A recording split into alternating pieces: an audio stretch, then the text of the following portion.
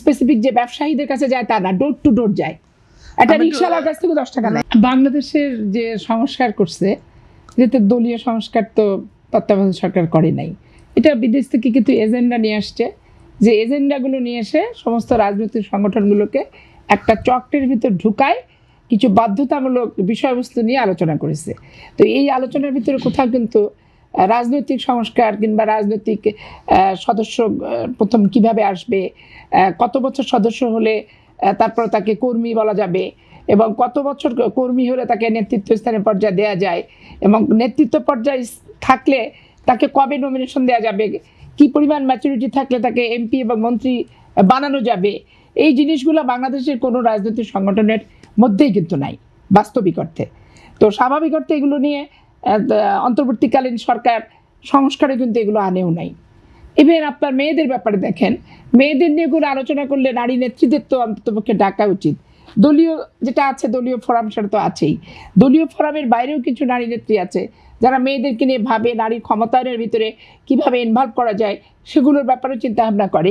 কিন্তু সেক্ষেত্রে ধরেন ঐক্যমত্য কমিশন এই ব্যাপারগুলোও কিন্তু ওই পুরুষতান্ত্রিক মন মানসিকতায়, ট্র্যাডিশনাল যে ধারাবাহিকতায়, সেটার উপরেই কিন্তু করলো। এখন তাও তো আমার দল মহিলাকে নমিনেশন দিল বিএনপি। জামাত ইসলাম দেখেন, যারা ঐক্যমত্য কমিশনের নোট অফ ডিসেন্ট দেয়নি, অনেক কিছু মানছে, মানে ম্যাক্সিমামই হয়তো মানছে, তারা আবার না মানলে রাজপথে আন্দোলন, আলোচনা টেবিলেও আছে, রাজপথের আন্দোলনে আছে। তারা কিন্তু দেখেন সোহরাওয়ার্দী উদ্যানে যে সমাবেশ করছে, নারী বিবর্জিত সমাবেশ, এবং একটি মহিলাকেও তারা নমিনেশন পর্যন্ত দেয়নি। তাদেরকে প্রশ্ন করলে বলে যে আমাদের এখনো সেইভাবে উপযুক্ত হয়ে ওঠেনি, যোগ্য হয়ে ওঠেনি। মানে সব সংরক্ষিত আসনের মহিলা এমপি আর তাদের কাজ করার সাংগঠনিক এগুলোর যোগ্য তারা, কিন্তু এইটার যোগ্য না। কিন্তু আমি এটা মনে প্রাণে বিশ্বাস করি না।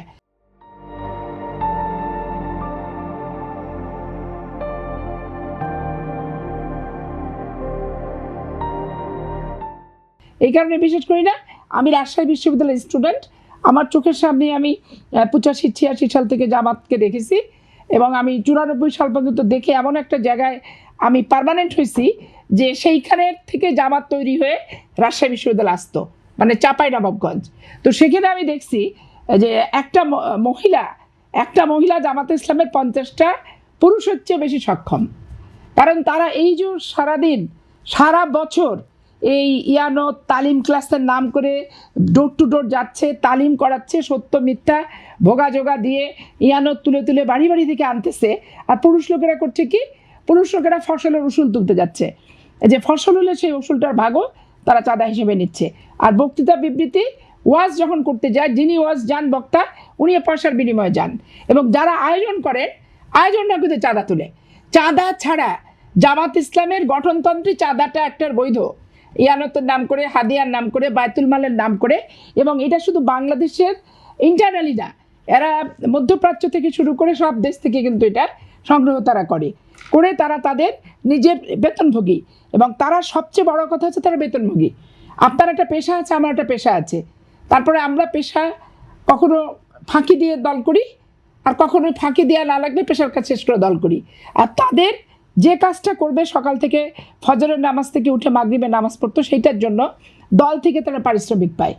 স্বাভাবিক কারণে পেশা যদি সংগঠন হয়, পেশা করে যদি সাংগঠনিকভাবে পারিশ্রমিক পাওয়া যায়, তো আপনি সেই কাজের জবাবদিহিতা, সেই কর্মটা, আর আমরা যারা রাজনৈতিক কর্মী, আওয়ামী লীগ, বিএনপি, নতুন কি, এটা তো পুরনো কেন অভ্যাস হবে?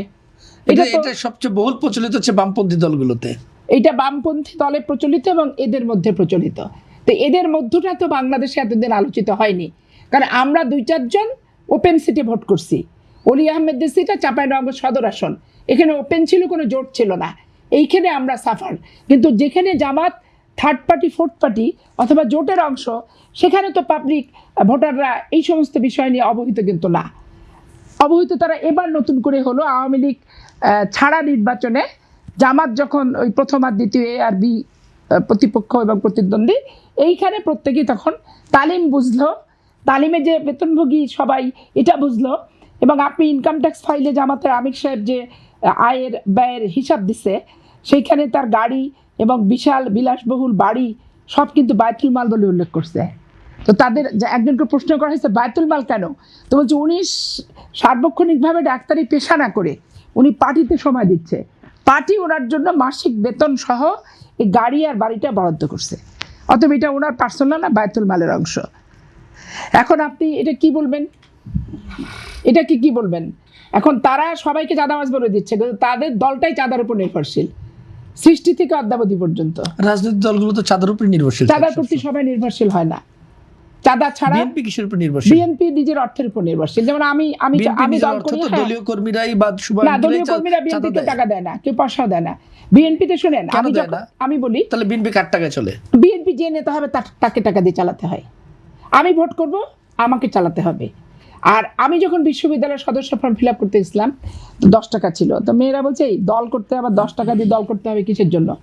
10 টাকা দিব না, সদস্য ফর্ম ফিল আপ করছি, তুই সবার পক্ষ হয়ে টাকা দিবি, দিয়ে তুই সবারটা পূরণ করে তুই কোথায় জমা দিবি দিয়ে দিস, ঠিক আছে? এরকম হচ্ছে ব্যাপারটা। আর ওরা হচ্ছে বাধ্যতামূলক, সদস্যরা চাঁদা দিবে, আবার সদস্যের বাইরে যারা দল ছাড়া দল বহির্ভূত যারা, তাদের কাছ থেকেও তারা সংগ্রহ করে বিভিন্নভাবে, ইয়ানতের নাম দিয়ে সংগ্রহ করে, হাদিয়া নামে সংগ্রহ করে, বায়তুল মাল নামে সংগ্রহ করে, ওয়াজ মাহফিলে টাকা। আর ওরা তো কোনো স্পেসিফিক যে ব্যবসায়ীদের কাছে যায় তা না, ডোর টু ডোর যায়, একটা রিক্সাওয়ালার কাছ থেকে 10 টাকা নেয়।